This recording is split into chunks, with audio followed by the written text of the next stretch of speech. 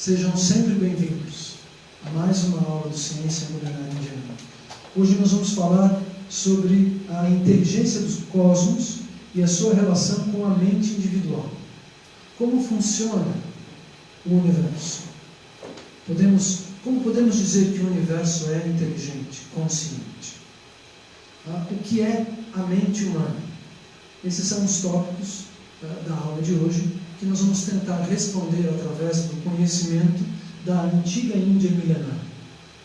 Várias vezes nós mostramos imagens do templo de Kailash, que foi esculpido numa gigantesca pedra e possui vários andares, escadarias, terraços, estátuas, e que é um dos maiores prodígios, se não for o maior prodígio arquitetônico, um dos maiores prodígios arquitetônicos de que se tem notícia. Muito bem, já mostramos em outras aulas que a velocidade da luz está contida na cosmologia dos Puranas, segundo o Departamento de Computação e Eletricidade da Universidade de Louisiana. E aqui nós temos o Mark Twain, um dos mais aclamados escritores americanos, dizendo algo bastante interessante. Ele diz que a Índia é o berço da nossa raça, a origem da língua humana, a mãe da história, a avó da literatura e a bisavó de toda a tradição. Tudo que é valioso na história do homem está guardado como um tesouro na Índia. Então, nós, do Ciência Milenar Indiana, não estamos sozinhos ao apontar para este país, para o subcontinente indiano, a região do Império Védico, como a fonte da civilização. Nós temos aqui, inclusive, uma declaração bastante interessante. Ele diz que a Índia é o berço da raça humana, de todas as raças. Segundo um estudo de grandes antropólogos, não é?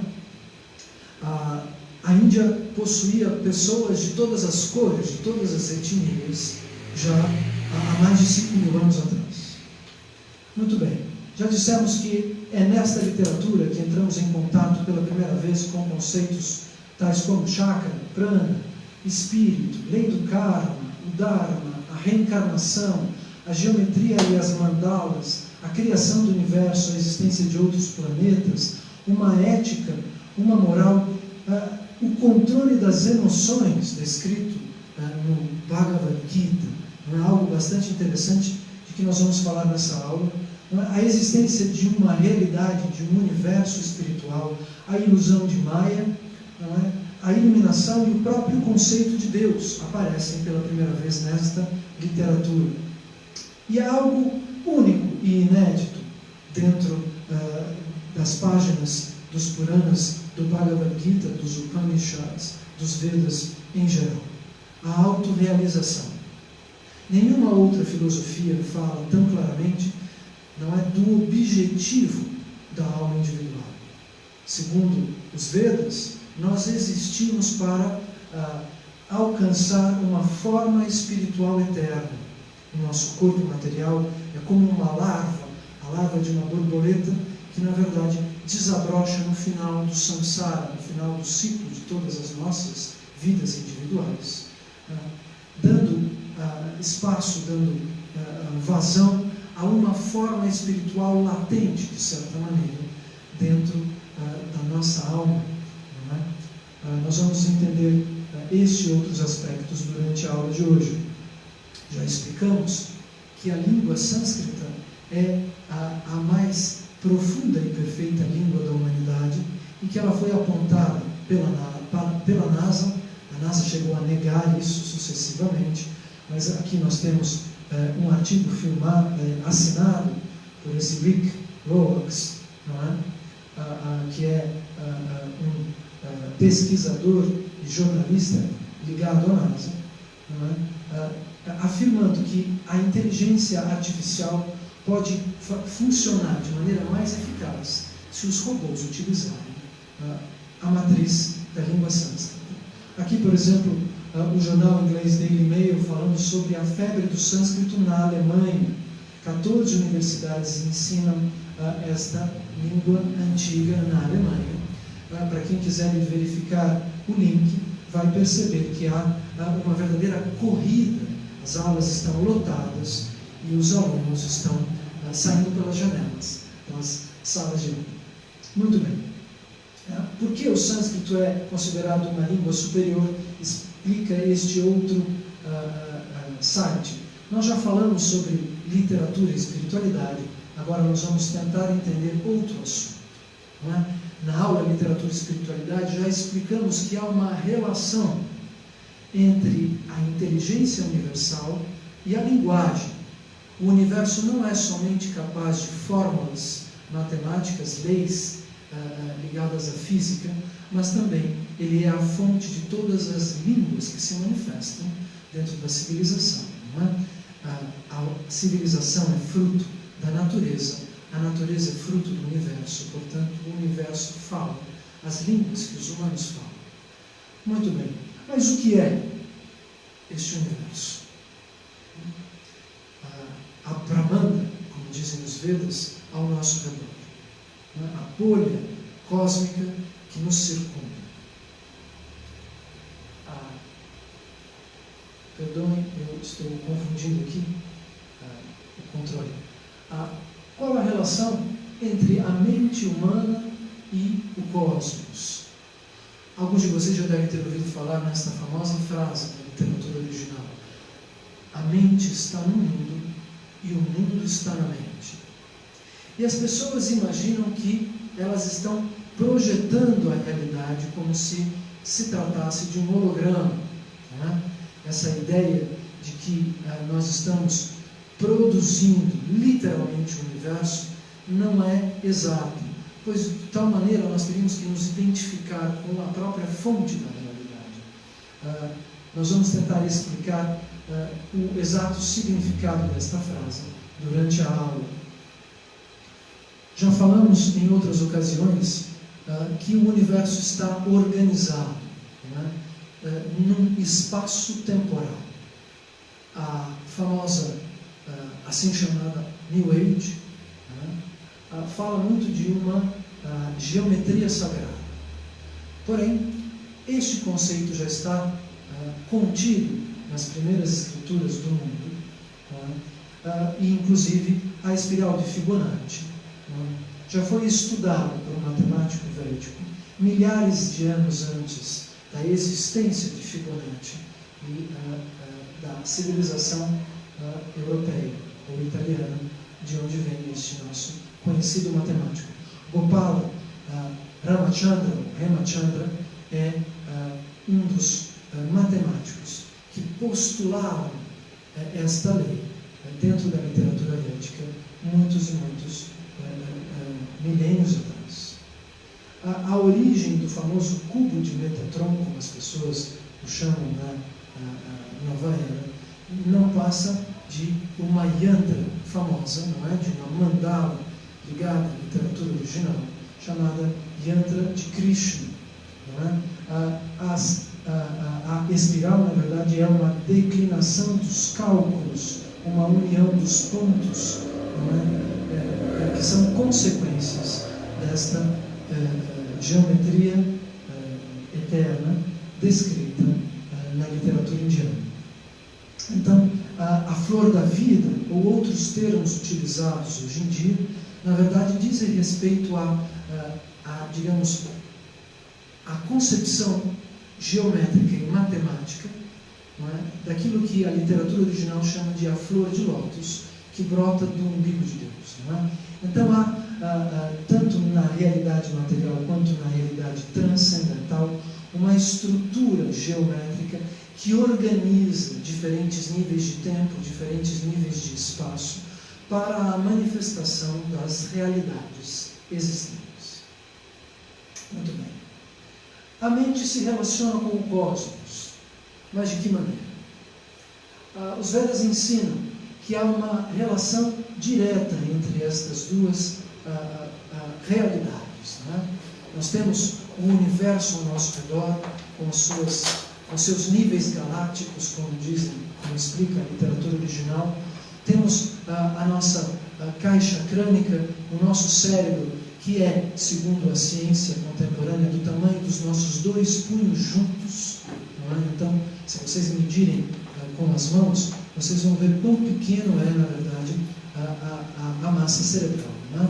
Ela é menor, pois existem membranas que a envolvem a caixa crânica, né? Então o nosso cérebro é um pouco menor do que as pessoas imaginam no dia a dia. Qual é a relação entre tudo isso? Né? Nós sabemos também que existe uma mente cósmica, segundo a literatura original. Isso não significa que a nossa mente tenha criado o universo. Na verdade, os Vedas falam de uma relação especular. O cosmos, de certa maneira, se espelha na nossa mente, assim como está refletindo e refletindo nos acontecimentos do nosso dia a dia. Nós vamos explicar isso aos poucos. Um dos mais famosos transcendentalistas da época da independência americana, Ralph Waldo Emerson, era um famoso leitor dos Vedas que se tornou um conhecido filósofo do século XIX. Ele dizia algo bastante curioso. Ele dizia que o universo é a externalização da alma. Na verdade, esta frase é imprecisa. Nós já estudamos em aulas recentes, não é? Que a alma é algo não material e que nós não temos, durante uma vida, uma relação direta com esta que é definida na literatura original como a fonte da consciência. Não é? A alma vai produzir o efeito da consciência, não é? E ela só pode ser compreendida através desta espécie de prova filosófica. Não é? A frase contém uma imprecisão. Por quê? O universo manifesta o aspecto geral da mente, não é? E não ele não pode ser definido uma externalização da alma. Essa é uma das imprecisões que nós podemos notar naqueles que estudam a literatura original de maneira desordenada. Não é? Muitas vezes nós ouvimos falar que Einstein lia os Vedas, Nikola Tesla lia os Vedas. A questão é que estes grandes cientistas, por terem sido, digamos assim, autodidatas rebeldes, pulavam pedaços, não compreendiam passagens, digamos assim, não perguntavam àqueles que tinham mais conhecimento sobre aquela literatura, o significado deste ou daquele mantra, e o resultado era esta imprecisão filosófica. O conhecimento espiritual é algo bastante delicado, bastante preciso e matemático. Em algumas outras aulas nós falamos que nós podemos comparar a verdadeira filosofia com a abertura de um cofre, não é? de uma caixa forte de um banco. Então nós temos que calibrar aquela manopla de maneira perfeita, não é? 5 graus para a esquerda, 7 graus para a direita. Se nós erramos e falamos e colocamos 4 para um lado, 6 para o outro, a porta não se abre. Não é? Então, se nós confundimos o significado de mente e alma, não é? Se nós não entendemos as bases desta filosofia que nós estamos tentando explicar aqui na aula do Ciência Moderna Indiana, digamos que haverá provavelmente alguma imprecisão durante a focalização e a compreensão de um processo evolutivo bastante complexo e bonito. Então, a beleza dessa literatura é que, de certa forma, ela vai corrigir os pequenos defeitos da nossa mente, da nossa inteligência material, e vai nos ajudar a enxergar a manifestação da realidade de maneira mais científica. Srila Gurudeva, o mestre aos pés do qual eu estudei na Índia durante aproximadamente 1 ano e meio, não é? Vocês sabem que eu passei cerca de 3 anos na terra dos Vedas, não é? Ele dizia algo bastante interessante que eu convido a todos a refletir de maneira profunda. Não é? Mesmo aqueles que haviam estudado e decorado todos os mantras de todos os manuscritos, não é? Dentre eles há uma grande diferença. Existe aquilo que nós chamamos de speaker platform. Eu falava em hindi e às vezes em inglês. Não é? Ou seja, alguém que decorou o conhecimento e que pode repeti-lo em voz alta. Não é? Algo, porém, muito mais profundo e eficaz do que isso é aquilo que nós chamamos de realização. O conhecimento védico não deve ser só estudado do ponto de vista mecânico, mas nós devemos chegar a uma realização dos seus significados. Para esta realização dos significados védicos, não é, a literatura original nos aconselha um yoga. O Bhagavad Gita, que nós estudaremos em breve em aulas abertas, não é, fala de Bhakti Yoga. O que é yoga? Yoga é união, mas também pode ser traduzido como um exercício físico. Não é? Quando nós fazemos yoga, não sei se vocês já fizeram yoga aqui, ou o pessoal que está assistindo a gente em casa, um bom professor, corrige a nossa respiração, corrige a posição dos músculos, a posição dos ossos, e às vezes afasta nosso pé, nossa mão, nosso dedo, nosso olhar em milímetros.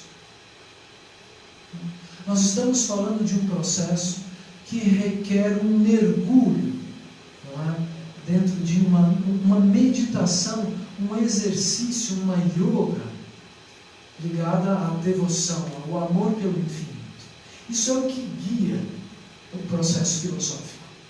A busca, não é, de alguém que é sincero, não é, e que não está jogando dentro da realidade espiritual para obter meros poderes de cura ou de telecinese, não está barganhando com o universo milagres ou poderes materiais, mas sim deseja conhecer, se aproximar deste infinito, da pessoa transcendental, do centro de todas as existências. Segundo o Bhagavad Gita, deve ou é convidado a seguir um asana, uma posição, que não é mais física. O yoga serve para nos convidar a entender um movimento físico que vai levar a um movimento ético, ou seja, a uma forma de comportamento que vai abrir as portas desta realização. De outra forma, nós ficaremos presos na plataforma do conhecimento verbal. Essa é uma das questões mais, às vezes até polêmicas do nosso grupo de estudo. A ciência milenar indiana não traz somente a sequência dos mantras e o conhecimento védico, assim como ele é enunciado. Nós tentamos fazer uma digestão, uma tradução deste conhecimento e depois conversamos sobre isso para descobrir que tipos de comportamento vão colocar em prática este conhecimento específico. Os grandes mestres da Índia atualmente dizem que no Ocidente nós discutimos, falando sobre aqueles que têm conhecimento e acesso ao Gita e à literatura dos Vaishnavas, que nós estamos discutindo coisas extremamente elevadas, mas nós estamos nos recusando a fazer o processo de transformação dos nossos anartas. Em sânscrito, anarta significa os nossos defeitos congênitos adquiridos vida após vida, as sombras presentes dentro dos nossos chakras, as imperfeições dos nossos sentimentos e das nossas emoções. O ocidental, isso é algo que pertence a mim também. Nós somos aqueles que querem dançar livremente uma música que nós mesmos tocamos, enquanto a filosofia oriental diz o universo canta a verdade de maneira afinada, não é? E nós temos que aprender a dançar aquela música eterna e não o batuque da nossa própria especulação e da nossa própria impressão pessoal. Essa é a cifra. Essa é a diferença entre o Ocidente e o Oriente. Nós estamos sendo convidados, pela literatura original do planeta Terra, a perceber que a dança extremamente criativa e extemporânea, não é, da individualidade ocidental não passa de um prazer egocêntrico e que nos afinarmos à transcendental sinfonia do absoluto é algo ainda mais prazeroso. A prova disso seria o fato de que, fazendo exclusivamente aquilo que nós desejamos, nós não alcançamos o equilíbrio e a felicidade, como nós explicamos na aula A Ciência do Amor. A aula A Ciência do Amor fala exatamente sobre essa questão. É claro que ali há enunciados difíceis de serem colocados em prática, não é? Na realidade em que nós estamos inseridos hoje. Mas o modelo do amor, não é? Já está pré-concebido pelos sábios da antiga Índia milenar, e as pessoas que vão alcançar um nível de paz, ou um relacionamento ainda mais equalizado, são aquelas que vão meditar sobre como expressar esse amor de maneira mais pura e mais ética. Isso não significa que todos nós devemos nos casar, ou que todos nós devemos nos relacionar. Não é? Há diferentes caminhos dentro da realidade. A questão é que, tanto para o amor, quanto para a física, quanto para o comércio, para o enriquecimento, para a saúde, para o yoga, existe uma ciência secreta que precisa ser descoberta e não reinventada pelo capricho pessoal. É esta a grande dificuldade que nós ocidentais, e eu estou incluído dentro dela. Não pensem que eu me coloque fora disso. Isso é um processo que eu tenho tentado viver nos últimos anos. Não é? Eu não estou só aqui falando sobre um percurso filosófico espiritual. Eu, na minha vida, diariamente, tento colocar em prática, não é, este mesmo conhecimento, e conheço, digamos assim, algumas armadilhas durante o caminho. Uma delas, a mais emblemática, aquela que pertence à nossa civilização ocidental, é exatamente essa: a ideia de que nós somos o nosso próprio mestre. Quando a literatura védica, que é a primeira a dizer que nós devemos tomar cuidado com os falsos mestres, os falsos gurus, nos dizem que Deus é o mestre original, que nós temos que aprender o que Ele deseja, o que o infinito deseja, o que o universo deseja de nós, e não somos nós aqueles que vão explicar para o universo as leis que governam a física, a biologia ou a própria vida em si. Não é? Esse é o convite de Bhaktivedanta Bharati Maharaj, o convite da humildade, que abre caminho para uma transformação ética que vai nos levar à realização destes mesmos mantras que nós estamos tentando difundir aqui.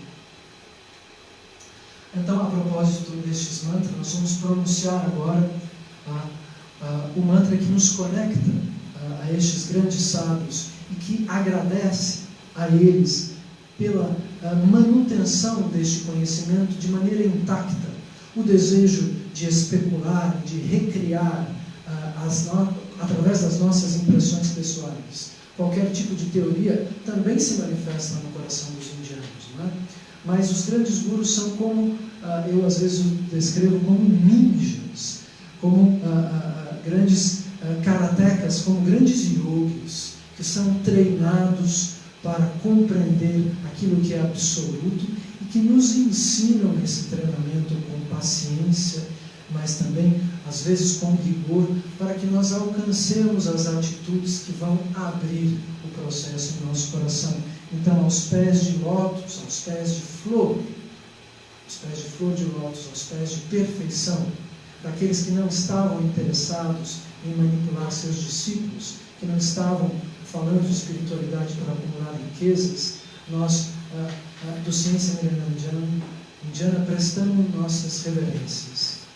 Om Agyanatimirandasya Gyananjanat Shalakaya Chakshurum Militam Yanatajmai Shri Gurave Namaha. Muito bem. Segundo os Vedas, nós já falamos sobre isso na aula passada, a alma pode ser provada através da consciência. E uma aluna bastante atenta que está presente aqui, aproveito esta ocasião para agradecer a todos que vieram até o Ciência Milenar Indiana, estão aqui presentes, tendo enfrentado o trânsito de São Paulo. Na aula passada, numa das aulas passadas, depois da transmissão, ela me disse: mas espera um pouco, você disse numa aula que a alma é a consciência, em outra aula você mudou um pouco a frase, na aula do Centro Cultural da Índia, dizendo que a consciência é o efeito da alma. Portanto, eu peço a vocês que permitam que haja uma simplificação em alguns momentos da mesma literatura védica para facilitar o acesso aos conteúdos. Não é? O ano passado nós repetimos muitas vezes: a alma é a consciência. Não é? Essa foi uma das simplificações que nós emitimos para poder veicular o conhecimento de maneira mais racional e lógica para os ouvidos de um ocidental. Porém, a literatura védica vai explicar que, na verdade, nós não podemos comprovar a alma a não ser através do seu efeito, a consciência. E que a posição da alma e da consciência é algo que nós vamos meditar durante o percurso de aproximação do conhecimento original. Não é algo tão simples como um enunciado que se possa colocar num post projetado por um PowerPoint, uma exata e específica definição da alma, pois nós sabemos também, segundo a mesma literatura, que ela habita a gruta do coração. Muitas vezes eu explico o chakra cardíaco, não é? E que, portanto, não é? Ela está dentro do nosso corpo, não é? Apesar de não ser material, produzindo a nossa consciência. Se nós meditamos no fato que nós nos movemos no espaço, nós vamos para a Índia, nós voltamos, nós vamos ao Brasil ou aos Estados Unidos, subimos de elevador e descemos, entramos no quarto e vamos para a cozinha, não é? Aonde ela está no tempo e no espaço, multiplicando isso em várias encarnações, não é? Então, a capacidade de enxergar o percurso da alma, o seu significado, o seu efeito, são, digamos assim, fatos que necessitam desta mesma realização de que Srila Gurudeva Bhaktivedanta Bharati Maharaj falava há pouco tempo, através da imagem que nós colocamos aqui. Muito bem. O universo, nós já dissemos na aula As Provas Científicas da Existência de Deus do último domingo, funciona como um gigantesco útero para almas ainda não evoluídas. Então, se nós estamos aqui, nós estamos, como já sabemos, para aprender alguma coisa. E esse é o motivo pelo qual, geralmente, a não ser que nós já estejamos num nível espiritual bastante elevado, nós cometemos mais erros do que acertos.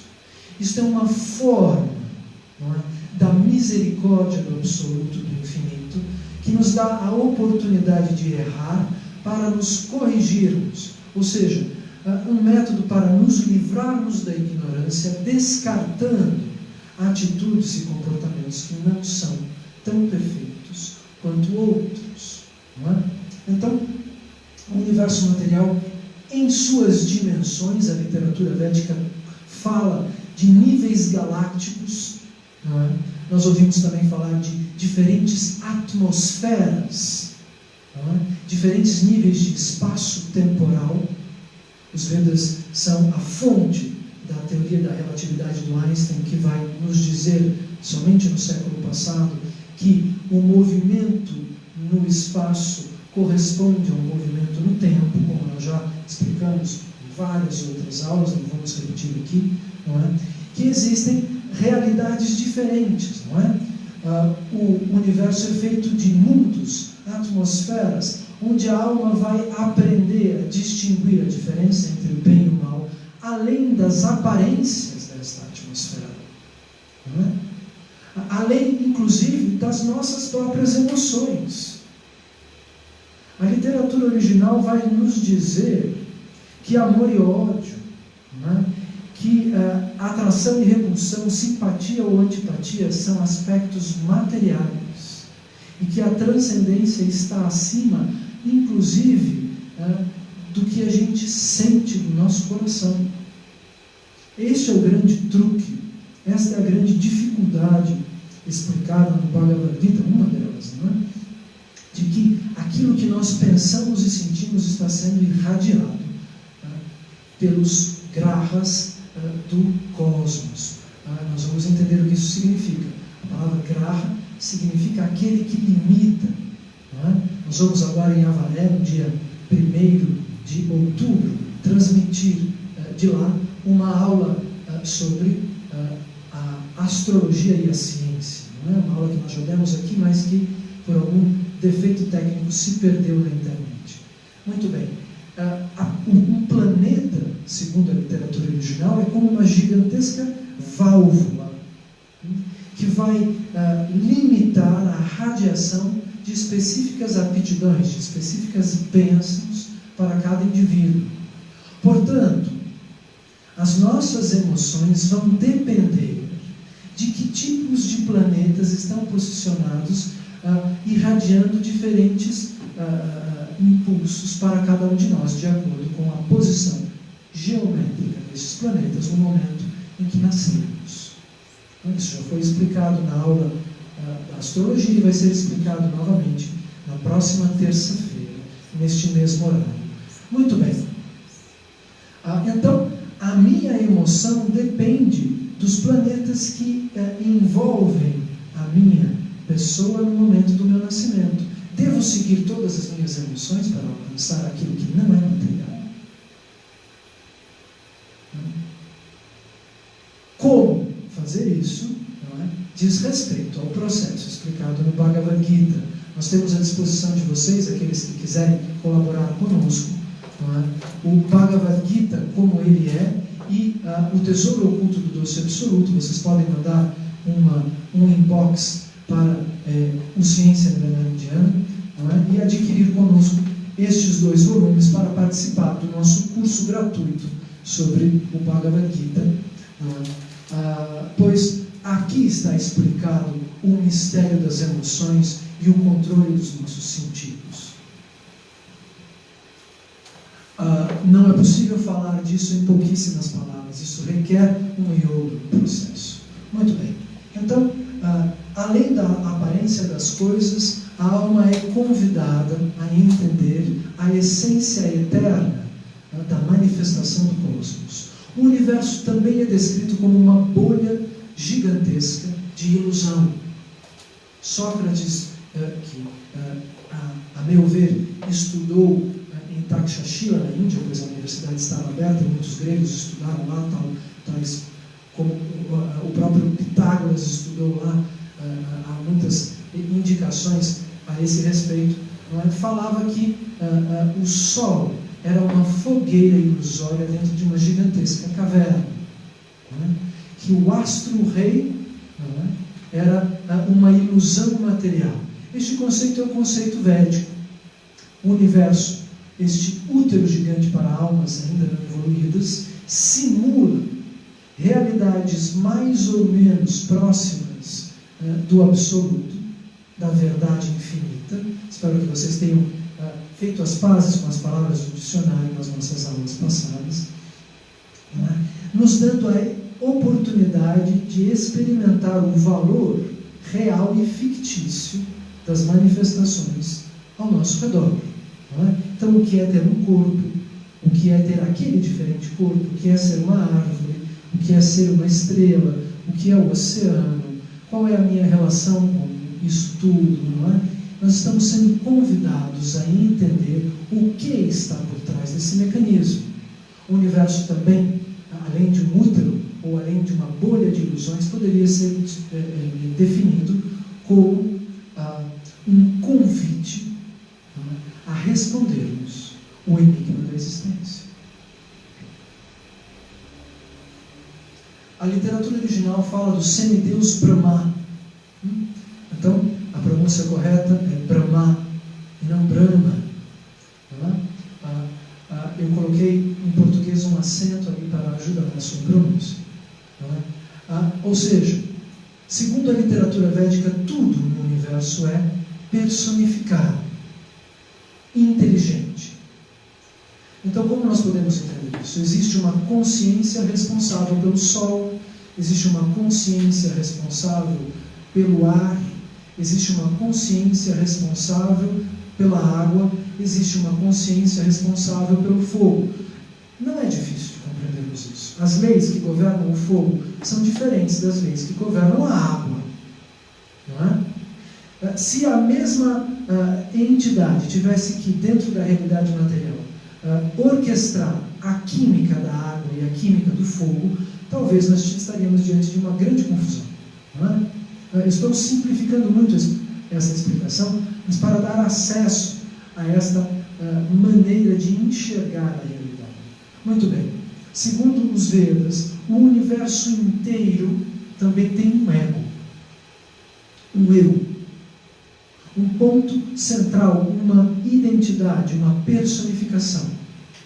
O nome em sânscrito, na língua que está manifestando os mantras que governam a realidade material, como nós já explicamos. Por favor, assista uma aula Literatura e Espiritualidade na nossa página do Facebook, Ciência Milenar Indiana.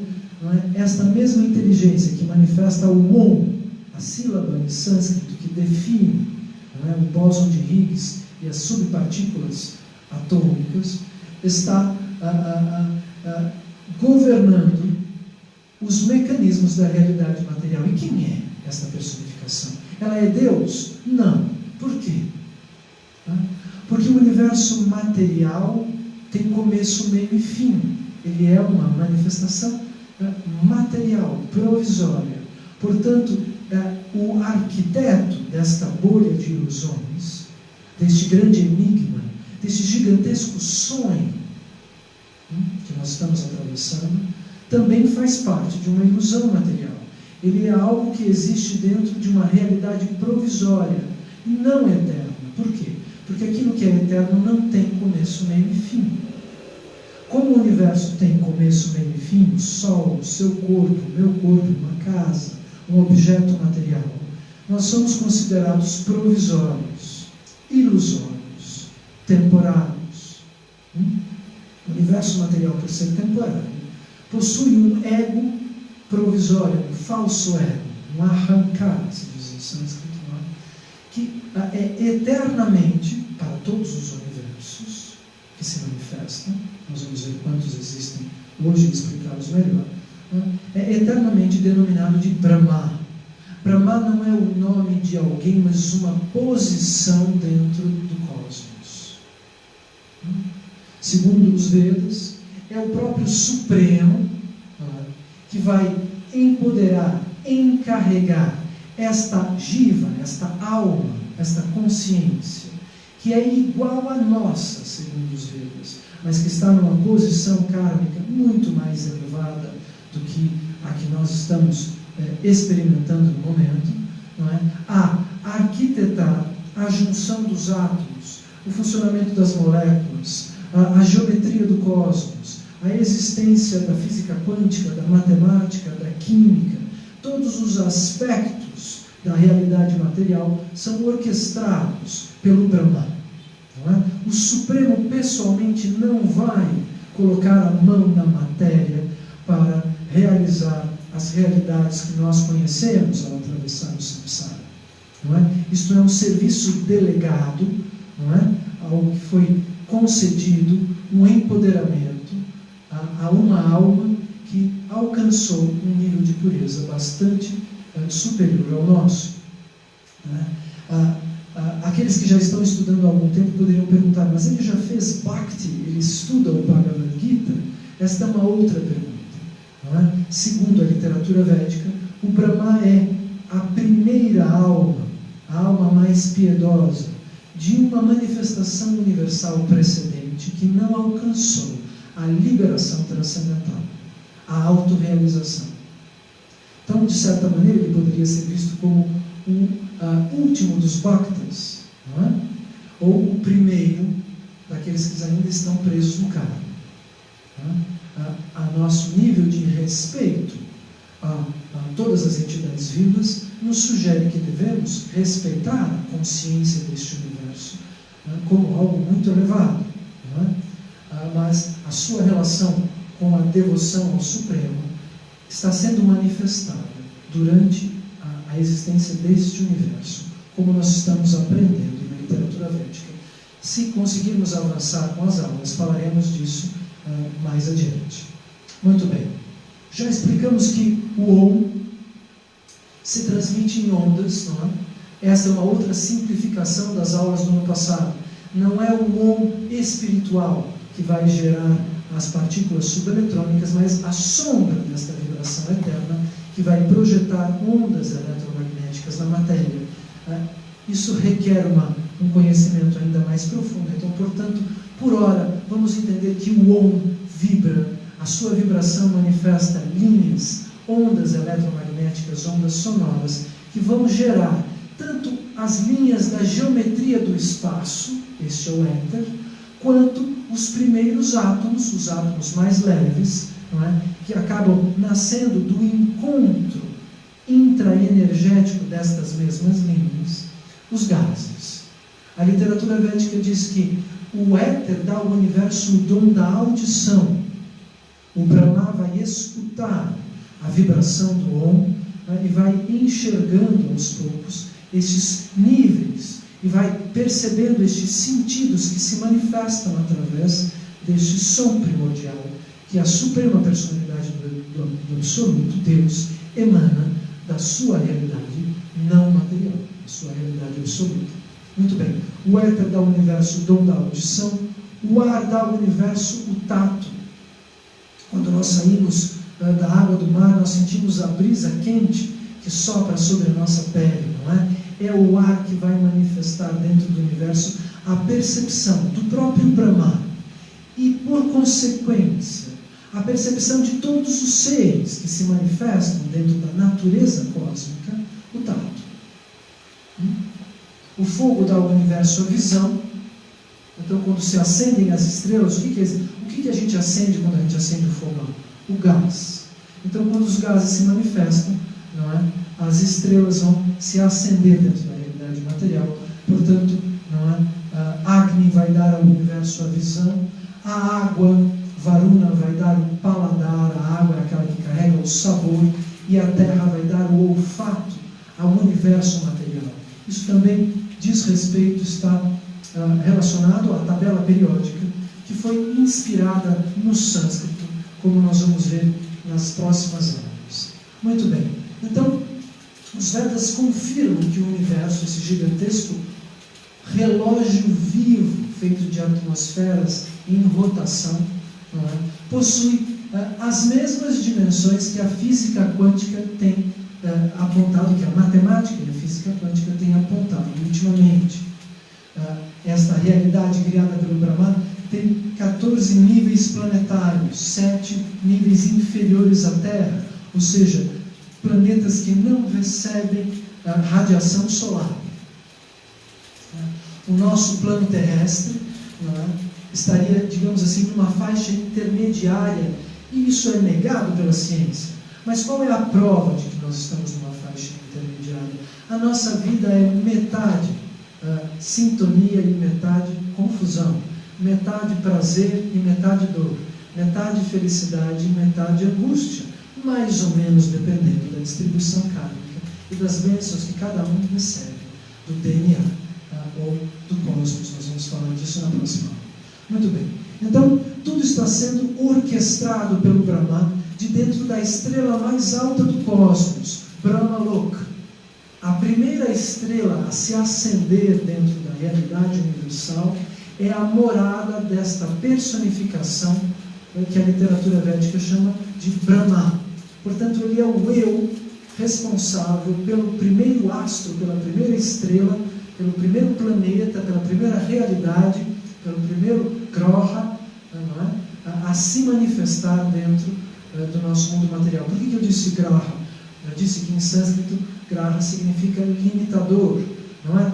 Se nós estamos enxergando o Brahma como aquele que distribui a matéria, quem é o grande limitador acima, não é, dos astros que distribuem o karma na nossa dimensão, senão o Brahman. Então, a morada deste criador, deste designer do cosmos, é a primeira estrela que existe, segundo os Vedas. Muito bem. Aqui está uma prova, não é? Isso é um pedaço de um artigo da internet, eu deixei ele bem grande. Segundo o autor, que infelizmente eu esqueci de anotar e de citar, o quark é composto por partículas sonoras. Há pessoas que dizem, não, o quark não é som, a vibração eletromagnética é diferente. Isso são pontos de vista bastante sutis ligados à ciência e à nomenclatura da ciência. Nós devemos aqui em filosofia, não é, entender ontologicamente, ou seja, entender o significado das coisas e não brigar por conta de definições mais ou menos que mais ou menos encaixam com o que nós estamos tentando comunicar aqui. Muito bem. Estas dimensões do universo são conhecidas por nós. Nós conhecemos a dimensão número 0, o ponto. A reta é a dimensão número 1. O plano é a dimensão número 2. O cubo é a dimensão número 3. O tempo é a dimensão número 4, segundo a literatura védica. Não é? Nós poderíamos entender a quinta dimensão como uma diferente manifestação de escolhas temporais. Nós vamos explicar isso mais adiante na aula Ciência e Espiritualidade, num curso específico de fim de semana, aqui em São Paulo, no espaço de Ciência Milenar Indiana. O que isso significa? Que o tempo é a quarta dimensão, não é? Que cada um dos nossos movimentos, como a imagem do cavalinho que nós vimos aqui, não é? Está contido dentro do espaço, não é? Está sendo manifestado dentro do espaço. Não é? O cosmos nos dá a oportunidade do movimento, realizando este movimento por nós. E a pessoa fala, mas o que o cosmos tem a ver com os meus movimentos? Da mesma maneira que o cosmos realiza o seu corpo, foi sua mãe que costurou seus cabelos. Como é que uma mãe manifesta o coração de um filho, ou constrói o cérebro, ou o crânio de um bebê?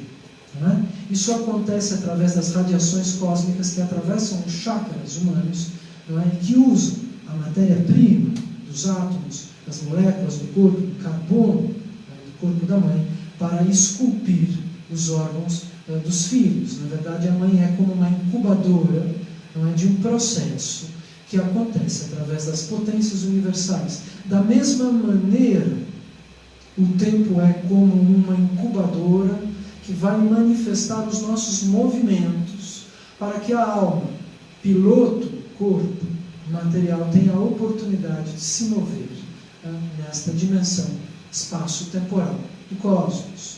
Não é? Nós vamos estudar isso melhor. Então, a quinta dimensão enxergaria o nosso tempo material mais ou menos assim. Há filmes que falam sobre isso. Não é? O que isso poderia significar? Imaginem a cena desta aula acontecendo neste lugar do espaço-temporal. A cada segundo, esta sala é produzida dentro da quinta dimensão, que nos dá a capacidade de escolher. A quinta dimensão é a dimensão do arbítrio, de certa maneira.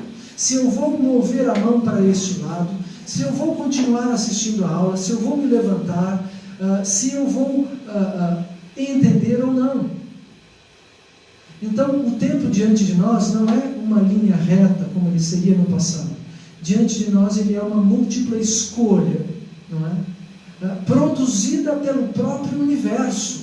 Nós não estamos fora do universo. Portanto, as nossas ações, o nosso futuro, está aberto diante de nós como uma gigantesca árvore de tempo e espaço. Esta é a famosa quinta dimensão. É errado imaginar, porém, que a Terra esteja indo para esta dimensão, pois nós já estamos em todas estas dimensões. Se não houvesse a quinta dimensão manifestada na nossa vida, nós não seríamos capazes de escolher isto ou aquilo. Corrijo meus pensamentos ou não? Vou para o cinema ou vou para a aula do Ciência Milenar Indiana? Então, estas escolhas estão manifestadas diante de nós e nos são doadas pelo Brahma, que está realizando esse gigantesco processo em nome da Suprema Personalidade do Absoluto, Shri Krishna Govinda. Isso dizem os Vedas. Este é o tempo linear do nosso passado, por exemplo, não é? E o universo é também descrito como um relógio vivo. Então a rotação dos planetas vai criar um tempo diferente. Segundo a literatura védica, o tempo tem sabor. A literatura védica, a literatura do Jyotish, que nós vamos estudar no fim de semana de 26 e 27, ou 27 e 28, eu acho que é 27 e 28 de outubro. Por favor, chequem. Vai ser mostrado no final da aula, nós vamos ter um curso de astrologia. Na astrologia nós vamos entender os diferentes sabores desse tempo, não é? Mas isso não é tão filosófico quanto a gente imagina. Existe um lado prático disso. A primavera do ano passado foi completamente diferente da primavera deste ano, não só em temperatura, mas em sabores de experiências. Em sânscrito nós falamos de dasha. Dasha em sânscrito significa sabor. Darshan significa visão. Dasha significa sabor. Então o que é que nós saboreamos neste mês que vai ser diferente do mês que vem? Nós vamos saborear diferentes frutos do karma. Nós ouvimos falar, quando lemos o Bhagavad Gita, aqueles que dentre vocês já compraram o Tesouro Oculto do Doce Absoluto, já estão lendo os frutos do karma. Os frutos do karma têm um sabor. E qual é esse sabor?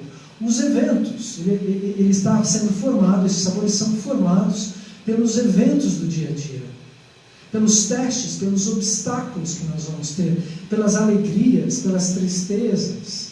Não é? O fruto do karma, trazendo ora alegria, ora preocupação, gera um diferente sabor, um gosto para a vida em si.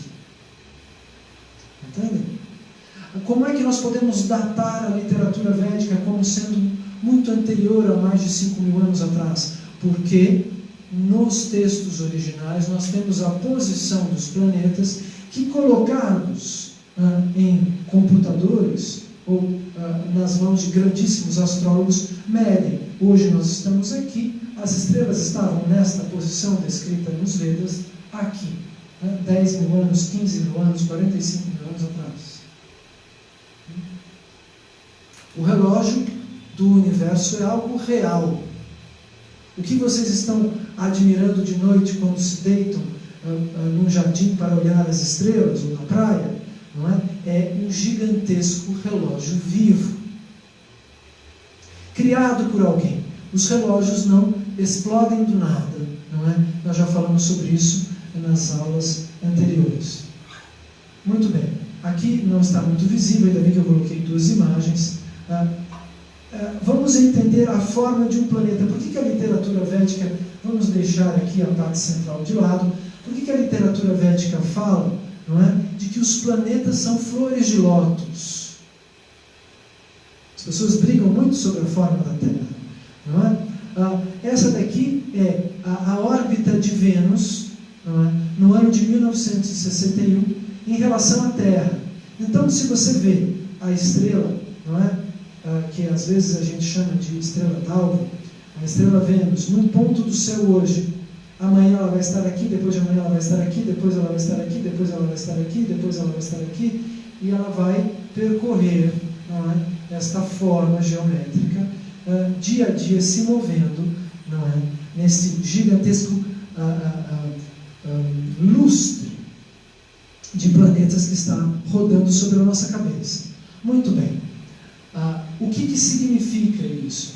Se nós fotografássemos todas as posições daquele mesmo astro, dessa estrela, desse planeta, de Vênus, não é? E colocássemos uma em cima da outra, nós vamos ter uma flor de lótus, não é? Uma forma geométrica. Não é? Então, a geometria sagrada da nova era não é algo aleatório que as pessoas usam para pendurar no brinco ou para pendurar no pescoço. Ela é algo relativo à máquina da realidade material, como a literatura original nos informa e nos explica, nos dando inclusive o significado e o gosto desta forma geométrica. Muito bem. Então, estamos entendendo que a nomenclatura da realidade védica não é relativa a uma mitologia. As flores de lótus são as formas geométricas que os planetas fazem ao rodar no cosmos. Muito bem. Outra questão. O DNA, como nós vamos ver na próxima aula, também se manifesta geometricamente, como nós podemos ver aqui, não é?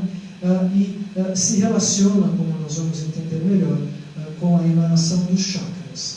Então, esta daqui é uma imagem, não é, relativa ao famoso Big Bang.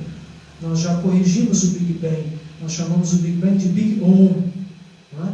Então, há uma vibração original que vai gerar uma geometria. Esta geometria vai ecoar aqui dentro, não é? E vai realizar de dentro para fora todos os átomos que vão interpretar os pontos chaves desta geometria, não é? Manifestando planetas, atmosferas, corpos de dentro para fora. Então, vamos agora tentar entender como é isso visto do ponto de vista filosófico. Não é? Nós temos à disposição de vocês, vocês já devem ter visto na internet, um mapa. Nós temos este mapa idêntico, não é? Muito bonito, publicado. Se vocês quiserem me trazer um, eu posso mostrar para o pessoal que está em casa, não é? Com os mantras que explicam as diferentes realidades que existem, não é? Em português aqui ao lado, não é? Alinhados com as manifestações que estão desenhadas no mapa. Segundo a literatura védica, o nosso universo material é um dentre quase incontáveis universos, não é? E estes universos materiais vão se manifestar do outro lado como uma sombra projetada, não é? Da realidade espiritual. Segundo os Vedas, existe uma realidade transcendental original, nós vamos rever isso no final da aula, não é? Que se espelha em bolhas de ilusão, não é? E estas bolhas de ilusão são uma diferente organização de tempo e espaço que dá às infinitas almas individuais a oportunidade de entender, não é? O centro do absoluto, não é? Que está aqui representado nesta imagem. Aos poucos nós vamos desvendar esta imagem para vocês, não é? Obrigado, Viviane. Aos poucos nós vamos desvendar. Este aqui é o cartaz que nós produzimos em português, não é? Com os mantras traduzidos. Esse cartaz foi produzido na Índia, não é? Por Bhaktivedanta Dante Goswami, não é? Um sannyasi e querido amigo, eu posso talvez chamá-lo assim em alguns momentos, não é? Porque nós temos uma boa relação. Somos vizinhos numa mesma cidade, e às vezes almoçamos juntos, e ele me deu a permissão de traduzir este mapa para o português, que explica os diferentes mundos, tanto os mundos transcendentais quanto os mundos materiais. É óbvio que isso é um desenho, nós não estamos diante da realidade cósmica e nem da realidade absoluta aqui, mas meditando sobre esta forma, sobre estas figuras, sobre este projeto, esse desenho, nós vamos conseguir entender melhor o infinito e o processo da existência na sua geografia eterna e na sua geografia material. Eu agradeço. Vou passar aqui o mapa para a gente passar para essa explicação. Portanto, os Vedas dizem que o infinito tem uma posição transcendental, espiritual, não material, não é? E que ao redor dele existem diferentes realidades espirituais. Deus não é um vazio, muito pelo contrário, ele é o absoluto, Portanto, todas as formas originais se manifestam espiritualmente numa espécie de mandala, uma espécie de caleidoscópio de mundos, não é? Em geometria, em perfeição. É algo como uma realidade dentro de diamantes simultâneos em tempo que, digamos, se manifesta em loopings infinitos, não é? Que estão orbitando ao redor da pessoa transcendental do absoluto. Em pouquíssimas palavras, isso seria Deus, segundo esta literatura. A mesma que, como nós vamos ver daqui a pouco, traz todas as leis conhecidas da ciência de hoje. Muito bem. Então, nós estamos aqui dentro, na crosta do infinito, do outro lado da vibração transcendental, na sombra do Om, que vai vibrando e gerando espaço, átomos, etc., etc., mundos, miragens materiais, onde as almas que ainda não conhecem, não concebem, não se relacionam de maneira perfeita com o absoluto, ainda atravessam fases intermediárias de vida, com nascimento, não é? Crescimento, envelhecimento e morte. Nós. Muito bem. Então, dentro desta bolha material, nós temos as três personalidades que vão gerenciar, que vão manifestar o mundo material, descritas nos mesmos Vedas como a Trimurti, uma trindade. Não é? Então, nós temos o Brahma, que é o designer, o engenheiro da matéria, uma alma igual à nossa, empoderada por Deus para ser o mestre-sala desta gigantesca arquitetura de tempo, espaço, mundos, níveis galácticos, não é? Dentro da qual o Supremo irradia a sua misericórdia eterna, a misericórdia do amor e do conhecimento, que nós estamos tentando alcançar aqui nas aulas de ciência milenar indiana, de maneira lógica, racional, porém com fidelidade ao conteúdo original da melhor maneira possível. Espero que as minhas falhas não sejam graves demais e que vocês possam compreender a simplificação que é feita em nome da divulgação deste conhecimento transcendental. Muito bem. Depois nós temos Vishnu. Vishnu, segundo a literatura védica, é a fonte de sustentação da matéria, aquele que está manifestando os átomos, porque ele é aquele que ecoa o Om. O Om é uma manifestação sonora, vibracional, energética do próprio Absoluto. E Vishnu é o reflexo do Supremo dentro da bolha cósmica. A palavra Vishnu significa sustentador. Qual a diferença entre Krishna e Vishnu? Krishna é o eu transcendental do Absoluto, a forma original do infinito. Vishnu é uma expansão, um eco, uma manifestação, um reflexo transcendental de Deus dentro da bolha cósmica, de cada um dos universos manifestados. Os nomes se diferenciam de acordo com as funções. Portanto, dentro do universo material, Deus é o sustentador dos mundos, dos átomos, das moléculas, das leis, da gravidade, da entropia. Destroyer o princípio da entropia, da destruição do universo, dos seus ciclos. A presença divina dentro da matéria é o Senhor Shiva. Não é por isso que as pessoas têm mais atração por Shiva, pois ele é uma presença divina mais próxima dos seres humanos. Não é? Ele está numa posição, segundo a literatura védica, de irradiação de bênçãos, e ele não nos julga através do karma. Não é? Ele simplesmente vai distribuir as energias e as potências materiais em nome do absoluto Shri Krishna. Shiva é definido como o primeiro dos Vaishnavas. E, por favor, aqueles que pensam em fazer competições dentre as personalidades divinas, meditem profundamente. Não se trata de competir, mas sim de compreender as nomenclaturas e as diferentes manifestações do absoluto. Nós não estamos aqui fazendo rankings, mas sim descrevendo o que está contido nos manuscritos védicos originais. Muito bem. Como nós já explicamos em outras aulas, isto não é uma manifestação puramente ilusória, pois isso tem origem do outro lado da realidade, na realidade espiritual. Muito bem. Então, dentro de um universo, nós temos vários níveis planetários. A Terra fica numa posição intermediária, não é? E acima de nós existem mundos, atmosferas, governados por subpartições da inteligência do Brahma, responsáveis por diferentes partes da vida. Por exemplo, a Lua, segundo os Vedas, é responsável pelo crescimento de todos os vegetais. Quando nós encontramos as flores, ponto de interrogação, de manhã, não é? Quando nós vamos ao vaso, regalo de manhã, nós encontramos a flor desabrochada. Na horta, é de manhã que nós vemos o crescimento da alface, do tomate e da abobrinha. Não é?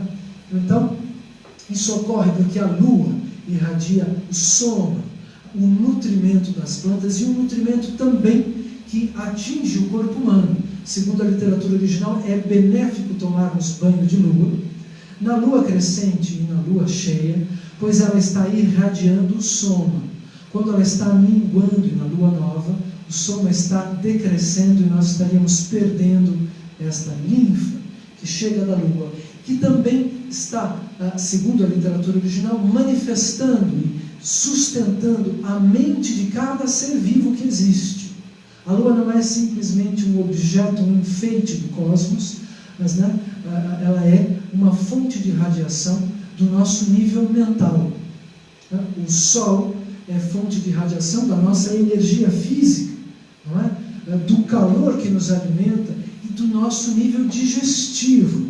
Se nós estamos com a barriga gelada, aqueles que comem um pedaço de melancia gelado logo depois da digestão, ou um copo de um suco gelado, sentem uma certa dor no estômago, pois o estômago funciona numa determinada temperatura. Essa temperatura, a nossa temperatura corpórea, ela não vem simplesmente do nosso corpo, ela está conectada na temperatura da Terra, está conectada na temperatura do Sol. Tudo isso é científico e não mitológico, senhoras e senhores.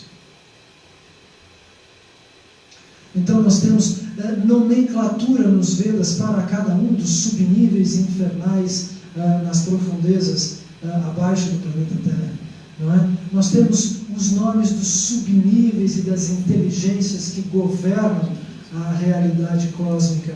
Portanto, a famosa ufologia não só está confirmada nos Vedas, mas como também está desmentida. Eles não são a fonte da realidade material, pois Deus é a fonte dos mundos, não é? Eles são simplesmente habitantes da realidade cósmica.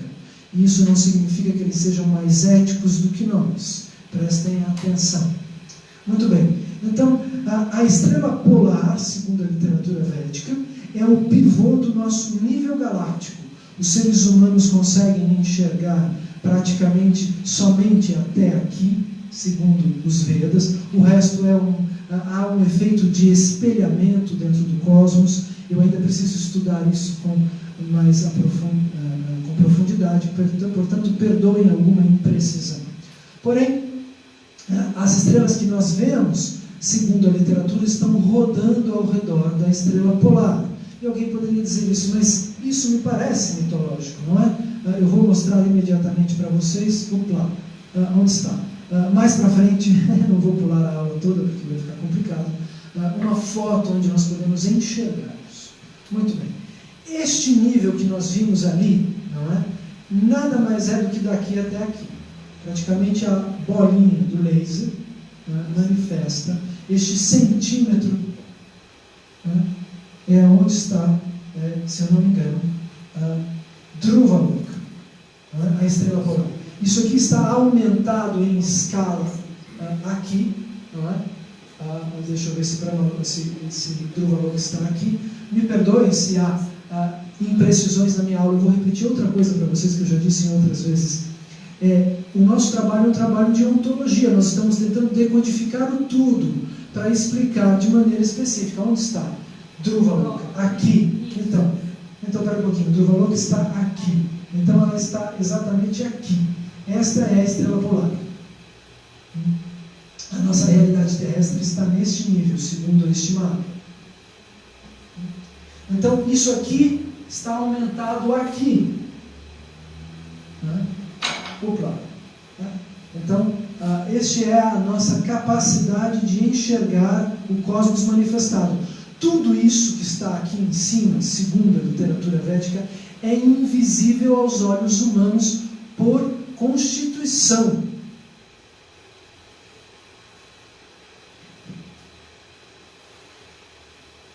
Então, estas geometrias, não é, que nós podemos analisar na matéria, que nós imaginamos que tenham vindo desde daquele matemático, estão descritas nos Vedas, e elas são a maneira com a qual este cosmos está desenhado e arquitetado. A espiral de Fibonacci, na verdade, ela vai ser como uma espécie de escadaria que vai mudando de perspectiva dentro das dimensões e levando o olhar, a atenção, a estrutura geométrica, mas também o olhar e a atenção do próprio Supremo, através das realidades que são criadas para a sua misericórdia eterna. Entende? O que é a espiral de Fibonacci? É o percurso do olhar de Shri Krishna, entrando dentro desses níveis galácticos, entrando dentro dos átomos, saindo dos átomos. Está tudo organizado para aparecer para Deus de maneira perfeita. A nossa desorganização é um nível da nossa consciência e não um defeito intrínseco do cosmos.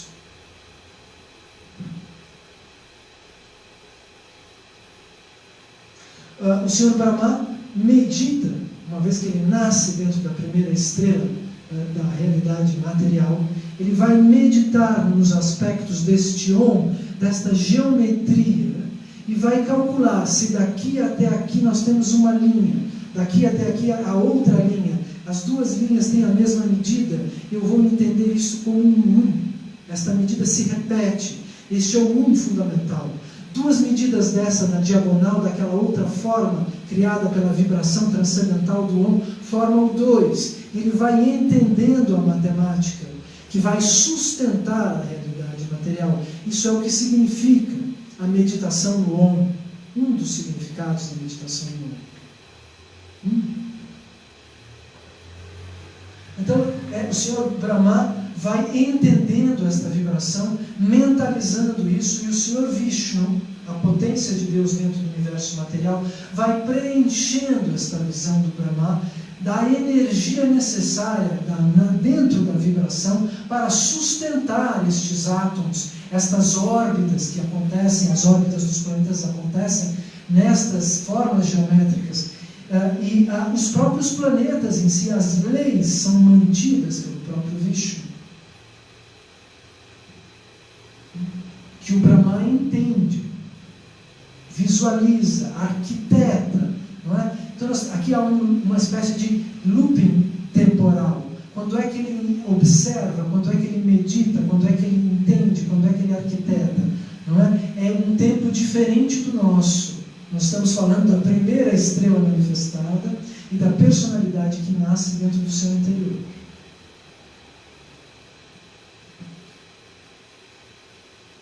Aqui nós fizemos uma cara com um fundo de estrelas, mas não apareceu muito bem aqui. Esse é um desenho mais ocidental, que estão os olhos, o nariz, a boca, o queixo, etc. Não é? Assim, no Ocidente, a gente acha, olha que legal o universo com esse rosto.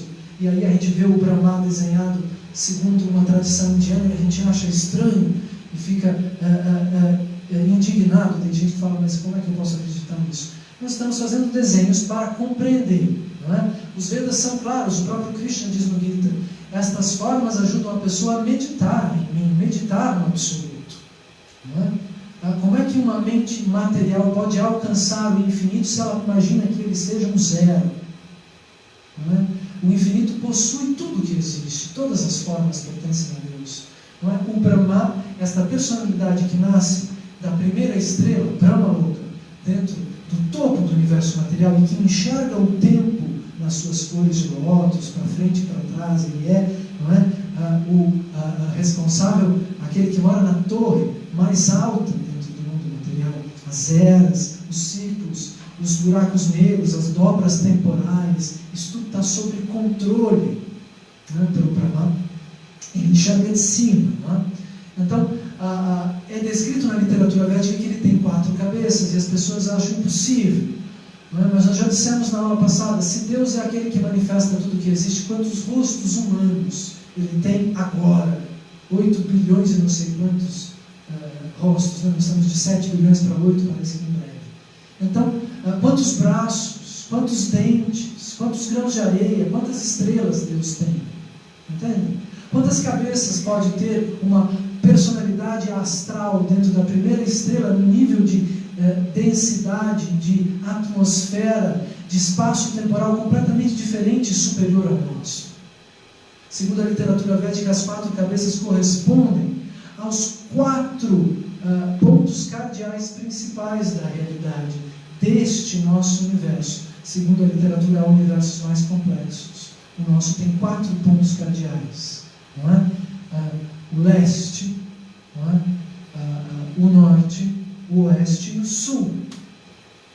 Estas são a estrutura corpórea da personalidade da primeira estrela que vai simultaneamente governar essas 4 divisões do universo. E que, portanto, segundo Deus, ou segundo as formas manifestadas dentro deste universo, necessita de 4 estruturas similares ao que nós chamaríamos de cabeça. Dá para entender? Mas eu não acredito. Muito bem, o Resonance Project, não é? Que é um projeto de ciência que estuda os Vedas, mas também interpreta um pouco sozinho, como o Emerson fez no começo da aula, que eu mostrei para vocês, né? Não sugiro que vocês acreditem em tudo que eles dizem, mas algumas coisas são interessantes e calçam a filosofia original. O Resonance Project diz que o homem só enxerga 1/10 de 1/1000º da realidade. Eles publicaram esta imagem dizendo que se nós aceitássemos a realidade como ela nos é contada, não é? Assim como a sociedade ocidental conta que ela seja, ainda assim seríamos capazes de ver uma microscópica parte do que existe. O resto é invisível ao olho humano. Então, da gama que se manifesta nas energias do cosmos, nós enxergamos um pedacinho. Mas vamos entender o que é este pedacinho. Eu gosto de... aqui tem um rosto todo picotado em quadradinhos que não deu para ver tanto bem nessa imagem. Então, 1/10 de 1/1000º significa... Vamos imaginar uma fotografia. Você faz uma fotografia da sua sala, não é? Então, para chegar a 1/10 da visão, vamos dizer, comparar a fotografia da sala com aquilo que nós podemos enxergar.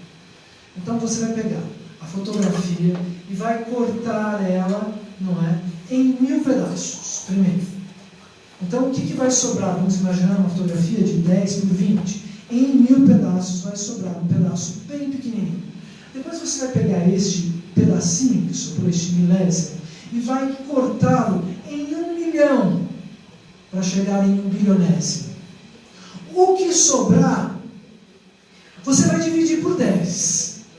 Isso é a capacidade, segundo o Resonance Project, de visão de um ser humano diante da gama da manifestação energética deste universo. Existe ou não existem os semideuses?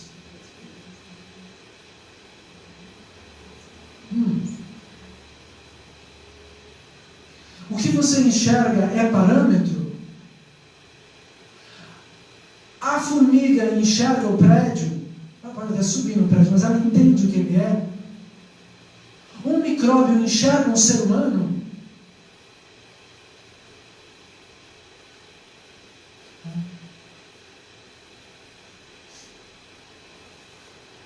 Muito bem. Então, o que será que o Brahma enxerga, propósito de enxergar com suas 4 cabeças, no alto da primeira estrela da realidade material? Ele é o falso ego deste universo, assim como o Cláudio, o João, o Paulo, a Márcia, a Marina, a Maria Helena, não é? As pessoas que estão em casa. Como é que você se chama? Você são o falso ego da sua alma. Compreender isso requer um certo tempo. Nós estamos dentro de uma bolha de ilusão, de um útero provisório. Não é? Mesmo assim, ele é fantástico, organizado pela suprema personalidade do absoluto, por Deus. E é por isso que ele é tão atraente, mesmo sendo um sonho, uma ilusão. Então o universo é a mente do Criador, do Brahma. Ele não é a nossa mente. Ele é a mente do Brahma.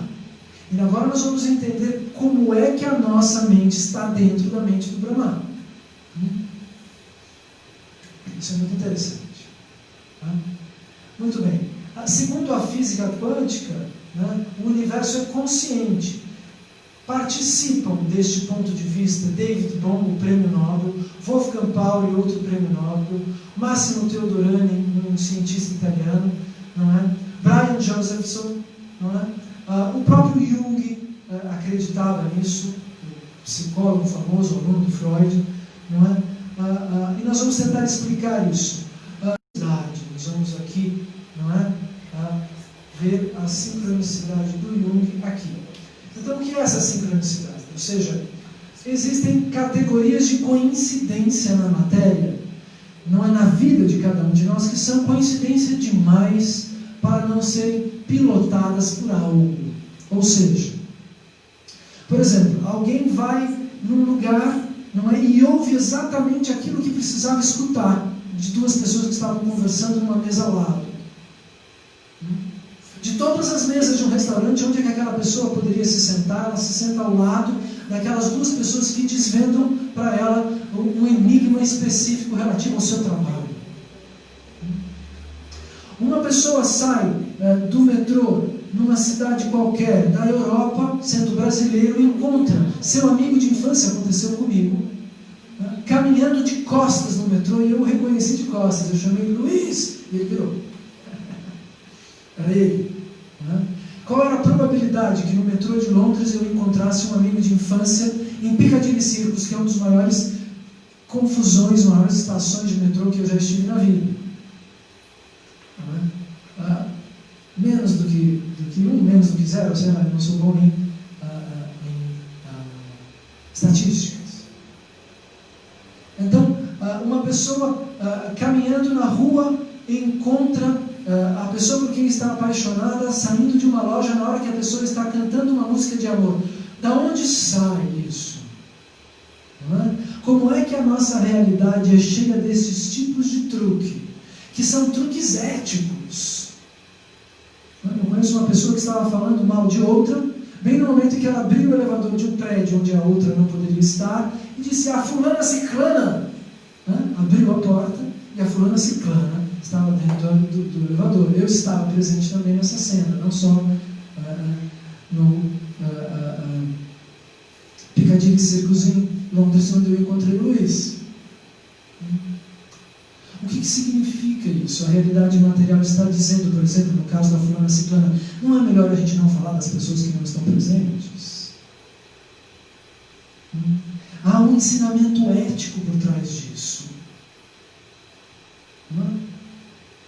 Há um segredo por trás dessas coincidências. Os psicólogos estão diante delas o tempo todo.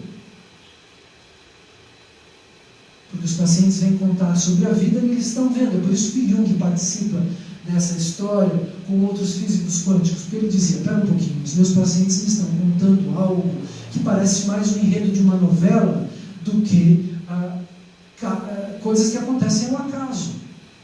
Existe um enredo.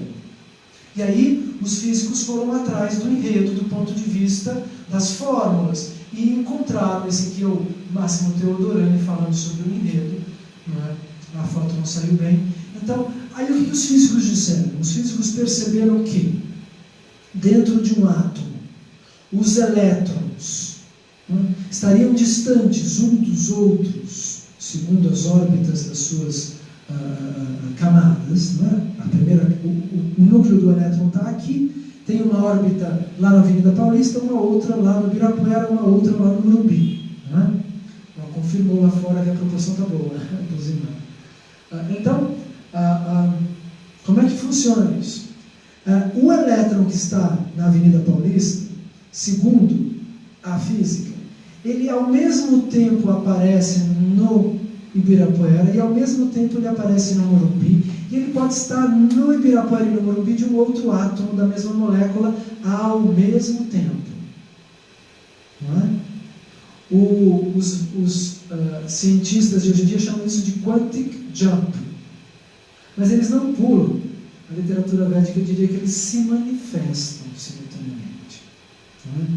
Então isso explica, segundo a física, que há uma comunicação eletrônica em toda a matéria e que ela é única e que ela pertence a um cérebro, a uma mente, a mente universal, que estaria orquestrando também estas coincidências.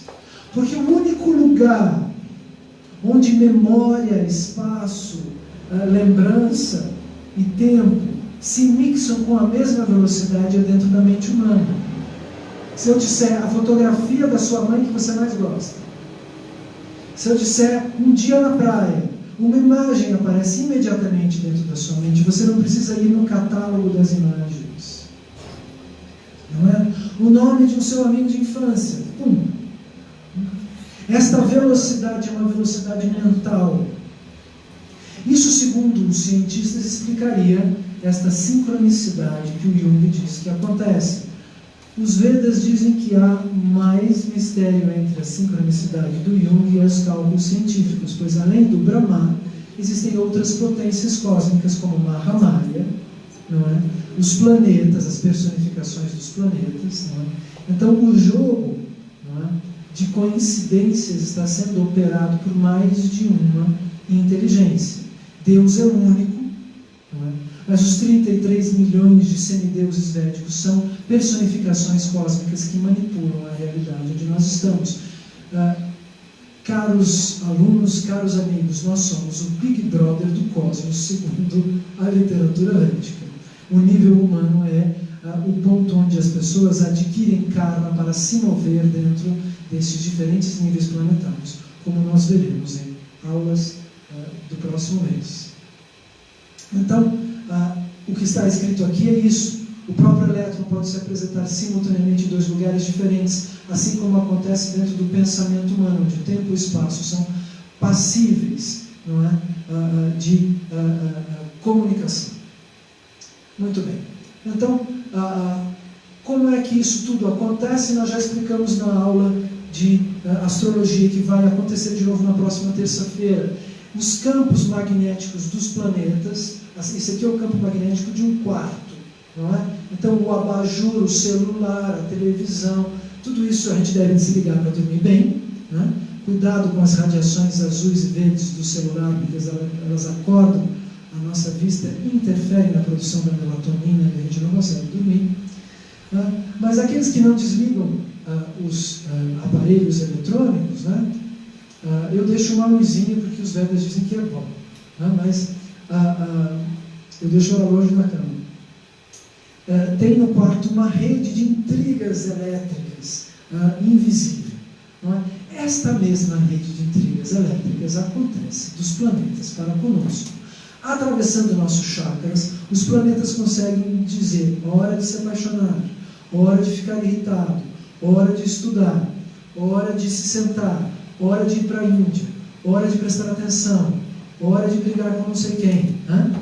Então, nós estamos todos sendo manipulados pelo Wi-Fi do cosmos. Consciência significa ter consciência disso.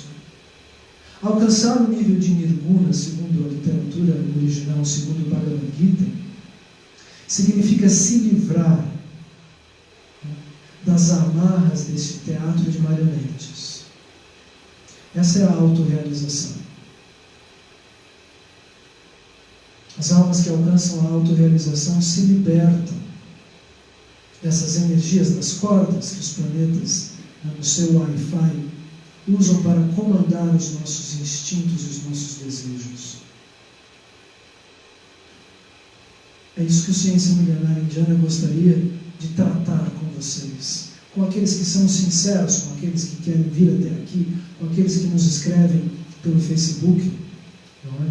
Pela internet, e desejam entender o mistério da existência. Esse mistério não diz respeito somente à libertação de um teatro de marionetes energético, mas também ao aprendizado do amor, em seus tempos, em suas velocidades, em suas delicadezas, na sua ética, na sua dança perfeita.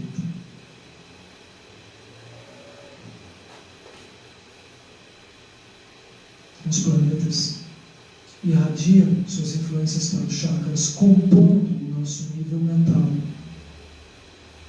A mente também pode ser descrita como uma tela, onde o karma, distribuído pelos planetas, como nós vamos explicar novamente na terça-feira, projeta emoções, conclusões, pensamentos, sensações, que nós estamos manifestando há vidas e vidas. É preciso que um sábio que tenha autorrealização venha e quebre isso e diga para você: pare, porque você está agindo como um autômata.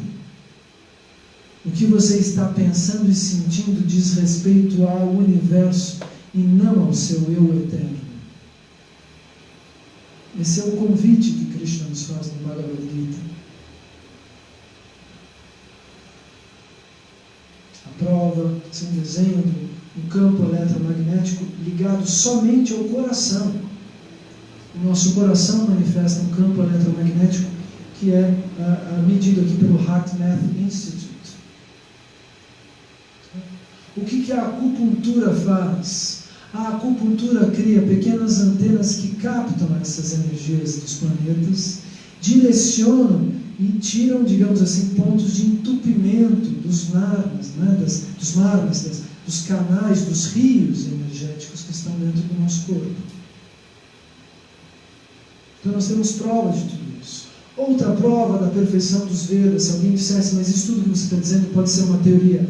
Não existe outra literatura que contém em seus volumes os planetas além de Saturno, as viagens pelo cosmos, a força da gravidade, os raios ultravioletas, a energia nuclear, a embriologia, a engenharia aérea, a robótica, os aviões, os átomos, as partículas eletromagnéticas. Nós não estamos propondo uma ruptura do relativismo contemporâneo com um dogmatismo mitológico. É o contrário.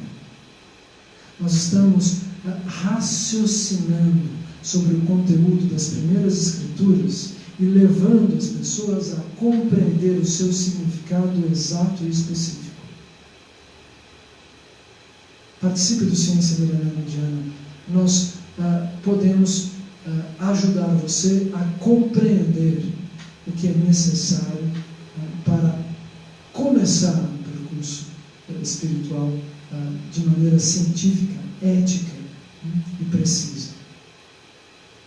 Esse é o nosso convite. Muito bem. Então, a gente vê isso muitas vezes na televisão, né? Você está aqui, aí, mas como nós já vimos naquela outra imagem, a literatura original, onde tudo isso está contido, muito mais, isso aqui é um pequeno elenco, nos diz que o universo não está nem deitado e nem na diagonal. O universo está de pé e a Terra não é um planeta periférico, ela está no meio da atividade cósmica.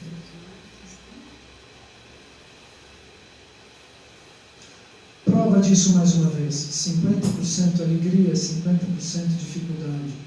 Quem é que vive uma proporção muito diferente dessa? Talvez na juventude alguém viva 55, 60 alegria, mas depois há um momento em que o balanço muda um pouco. Não é? Então, isso é o que existe segundo a literatura védica. Nós vamos explicar isso numa próxima aula. Primeiro nós estamos criando as bases para o raciocínio científico em relação a este conhecimento, que caso contrário pode parecer sim uma mitologia, ou nós podemos milhões de vezes entrar pelas portas do fanatismo, e isso é algo que me parece desnecessário, não é? Há várias outras instituições falando sobre a literatura védica, falando sobre este conteúdo no Brasil ou fora daqui. Porém, o grupo Ciência Milenar Indiana é composto por pessoas que se esforçam a desmontar os níveis de fanatismo, que se esforçam a prestar atenção no conteúdo literal dos mantras originais. Do nosso grupo fazem parte astrólogos, jornalistas, donas de casa, as pessoas que pensam, porém, e que buscam o alinhamento ético proposto pelos grandes mestres, e não somente o conteúdo formal, não é, das escrituras mais elevadas. Nós estamos no nosso dia a dia, aqueles que fazem conosco o curso do Bhagavad Gita desde o ano passado, aplicando na prática, entre nós, um nível de etiqueta. Sem isso, me parece impossível compreender e romper estas barreiras da mente universal, que foram construídas para nos ajudar e, simultaneamente, para nos frear no avanço. Nós somos infinitas almas. Se todas as almas fossem em uma velocidade violenta em direção ao centro do absoluto, não haveria a narratividade, não haveria o conhecimento detalhado e vivido passo a passo que nós temos o prazer de experimentar, seja ele às vezes amargo, ou seja ele doce, o gosto do tempo. 10 elevado a 60 é o número de universos materiais, não é, que existe segundo a literatura védica. Eles orbitam ao redor da plataforma espiritual. Essa é uma outra imagem, não é, para explicar aquela colorida que nós acabamos de mostrar, não é, de maneira mais simples. Então, os universos materiais, 10 elevado a 60, é um número com 60 zeros, então é uns 600 milhões de universos. Existem universos maiores do que o nosso, orbitando ao redor do Mahavishnu, como vocês vão entender mais para frente, assim como os anéis de Saturno rodam ao redor de Saturno. Isso é somente, segundo os Vedas, que trazem informações precisas sobre a velocidade da radiação solar e milhões de outras coisas, não é? 1/4 da energia da existência. Obviamente é um número mais ou menos aproximado, nós vamos entender isso aos poucos. Então, aqui infelizmente a gente não enxerga, tem umas linhas brancas bem fininhas aqui é a foto que tem um ponto central. Se você tirar uma fotografia analógica do céu, se você entrar no Google agora e colocar Polar Star Analogic Picture, estrela polar, fotografia analógica, você vai ver a estrela polar no centro de um carrossel de estrelas que rodam ao seu redor. Toda a literatura védica é científica, inclusive a personificação do universo, inclusive a personificação do infinito Shri Krishna Govinda. Não é? Por que estaria certo tudo que é cálculo material menos aquilo que é não material? Não tem lógica nenhuma. Então, aqui, a ciência diz algo bastante curioso, né? Para a gente meditar um pouco em relação ao cosmos, aquilo que a gente acredita ou que a gente não acredita. Neste planeta com um nome bastante complexo, chove vidro. Né? Na Terra chove água, em Vênus chove ácido sulfúrico, em Netuno evapora carbono, o carbono como se diz, pressionado nas nuvens e chove diamante.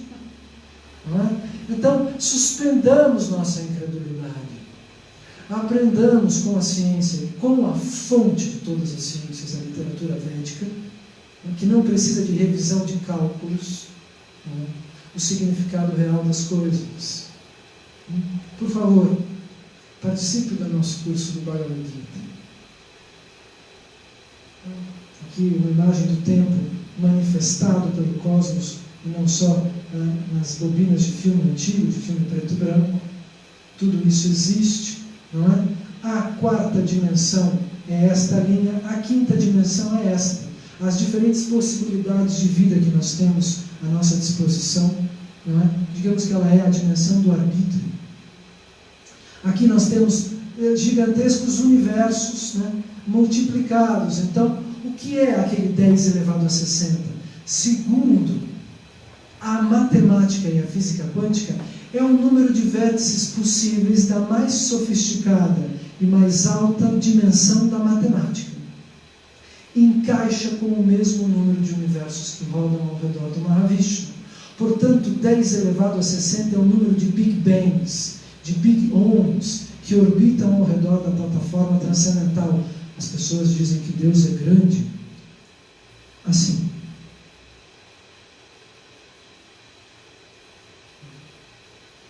imagine, isso está conectado, os universos materiais estão conectados, segundo a literatura védica, como numa gigantesca molécula.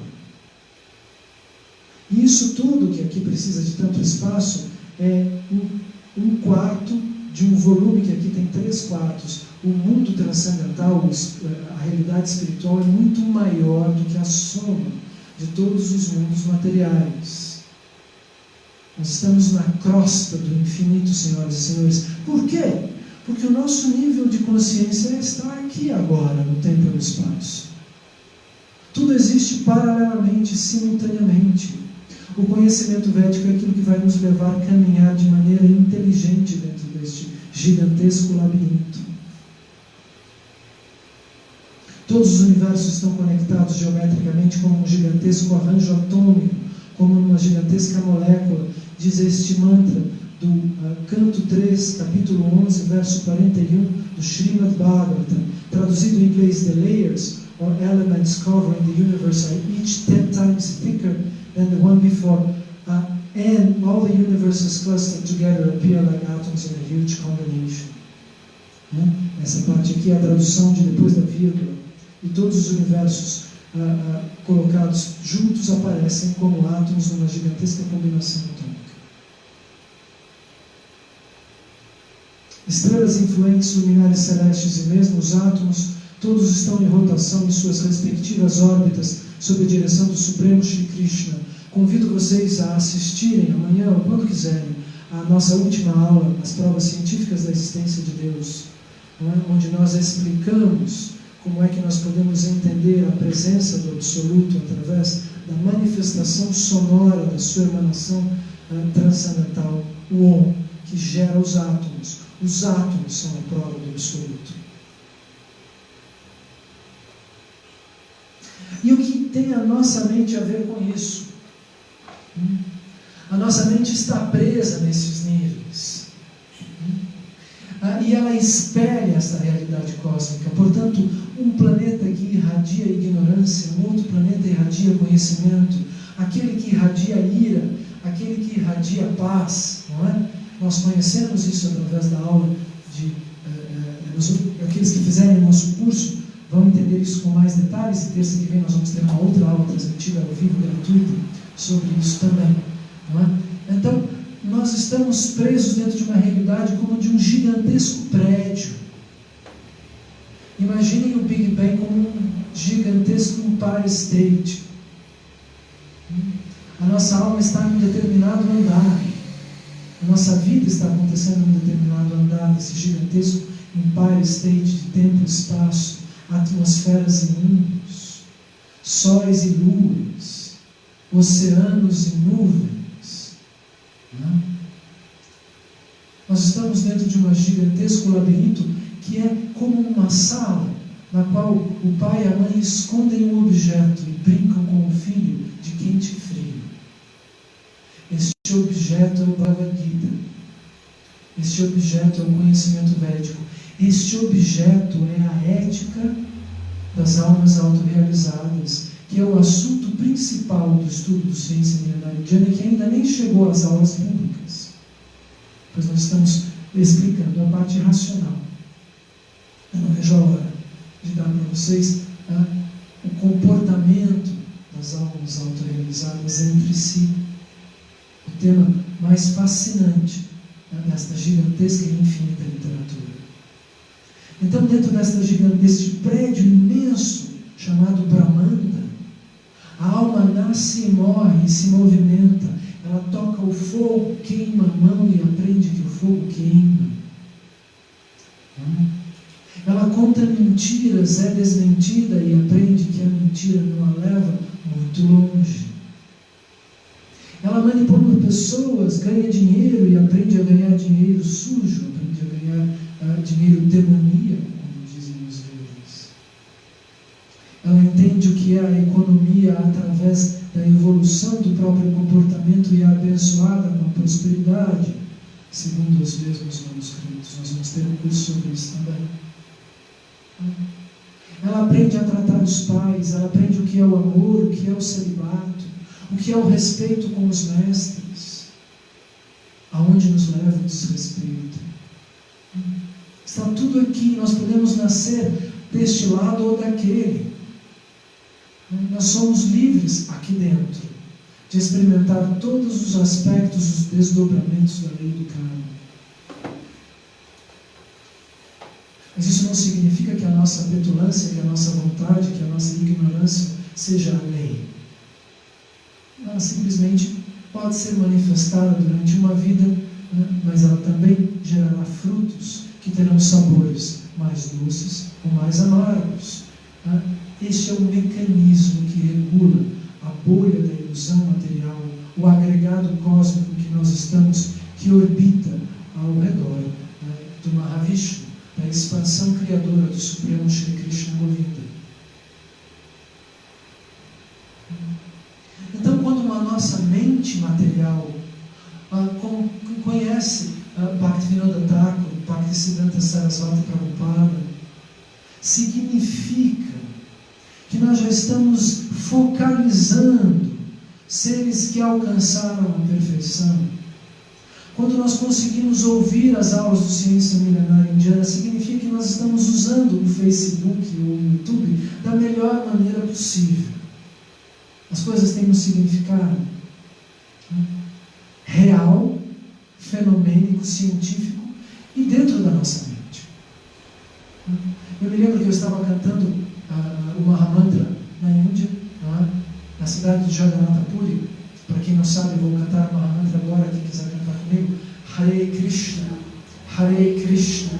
Krishna Krishna, Hare Hare, Hare Rama, Rama Rama, Hare Hare. Muito bem. Ao cantar o Mahamantra, eu me perguntava que significado tem essa famosa frase: o mundo está na mente e a mente está no mundo.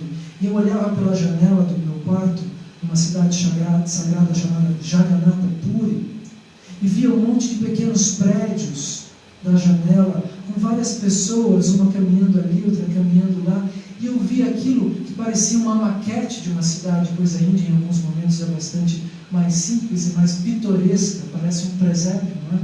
Parece uma maquete, e eu olhava aquilo, não é? E percebi que aquela realização não só parecia um teatro, ela era uma cena que a minha mente já podia enxergar. Eu estava na cidade sagrada de Jagannath Puri, me relacionando com aqueles indianos, meus vizinhos, que ora cozinhavam chapati, e ora conversavam, e ora olhavam para a lua da janela. Não é? Eu já estava ouvindo os grandes mestres falando sobre Krishna, sobre o conhecimento védico, sobre o Bhagavad Gita, porque aquilo já estava se manifestando na minha mente externalizada, o mundo que eu vivo. Portanto, o seu mundo é a sua mente, o seu karma, que está externalizando as coisas que você já conhece, as coisas que você já acredita. Né? Esta é a nossa mente. Quando nós enxergamos algo, alguém me olha e me vê, mas você me vê dentro do seu cérebro, como diz a ciência, ou na realidade? Onde está o limite da mente? O cérebro está dentro da caixa crânica, mas o que você enxerga está dentro ou está fora? Você ouve dentro de você ou você ouve fora de você? Onde está a minha voz? Existe um limite muito maior para aquilo que a gente chama de mente do que a gente imagina. Eu já disse no meio da aula, isso não significa que nós somos o criador do Sol e dos planetas. Nós estamos sob a lei do Sol, dos planetas, do Brahma e de Krishna, a suprema personalidade de Deus. Fica claro? Porém, a nossa mente é maior do que esta caixinha. E ela recebe a influência dos planetas, ela enxerga o que está na nossa frente, ela ouve o que está soando no ar. Ela se relaciona com a realidade, porque o Brahma existe, porque Krishna existe. O mundo onde você vive espelha o que você pode entender, o que você já entendeu. A literatura védica fala sobre o mundo que você vai entender no futuro. Estude conosco. Participe da maior aventura que existe neste mundo material. compreender o Bhagavad Gita e fazer este processo de maneira profunda, ética e perfeita. Como é que vocês fazem para vir até aqui? Quem está em São Paulo pode vir à Rua Mário Amaral 278. Quem não está pode assistir online às nossas transmissões, seguir o fluxo das aulas através da nossa página do Facebook Ciência Milenar Indiana, através do YouTube com o mesmo nome, o canal Ciência Milenar Indiana. Para fazer o curso do Bhagavad Gita, eu peço que vocês primeiro assistam todas as aulas, esclareçam dúvidas, entendam o processo de maneira raciocinada, íntima, ética também, não é? Se quiserem comprar os livros conosco, vocês nos fazem um favor e ajudam o Ciência Milenar Indiana a se manter este espaço físico, não é? Vocês podem fazer doações. O conhecimento védico é gratuito, mas a troca entre nós também ela faz parte do carinho, do amor entre as pessoas, do carinho normal que nós temos com aqueles que nos trazem o conhecimento verídico. Muito bem, então nós estamos perto do metrô Brigadeiro Upla, que está aqui. Esta é a Avenida Paulista, não é? O Ciência Milenar Indiana está aqui é o Itaú Cultural. Então, se uma pessoa vier até esta esquina aqui, antes do Itaú Cultural, do lado dos Jardins, nós estamos no Paraíso, pode descer aqui por estas ruas, virar esta esquina e chegar à nossa escola. É um grande prazer receber as pessoas aqui, como esses que estão aqui nesse momento, pois nós podemos conversar depois da aula e fazer algo que é impossível através da internet, ou seja, nos relacionarmos mais intimamente. Portanto, os que estão em São Paulo estão vivamente convidados a vir na nossa próxima aula. Nós vamos ter um próximo evento este final de semana, 28 e 29 de setembro, das 15 às 19h30, um curso de estrutura narrativa. Nós falamos de tela, não é? O karma, na verdade, é um enredo que passa na tela da mente. E desta maneira vocês vão conseguir entender melhor a estrutura da vida de vocês, a estrutura da literatura original e a estrutura dos filmes, a estrutura da comunicação, dos jornais e da televisão.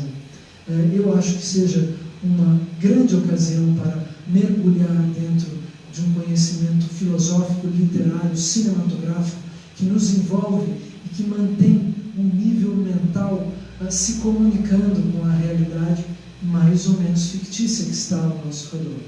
Muito bem, dia 26 e 27 de outubro, nós teremos o curso Astrologia Indiana, Jyotish, não é?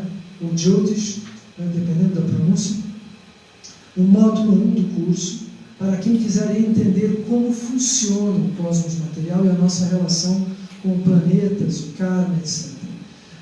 Ele será feito aqui no nosso espaço. Para informações tanto para o curso desse fim de semana sobre estrutura narrativa, karma, roteiros, filmes, mitologia, literatura védica, vocês podem ligar para 996223300 e falar com a nossa querida Maria Helena, que é o braço esquerdo e direito, os 4 braços do Ciência Milenar Indiana.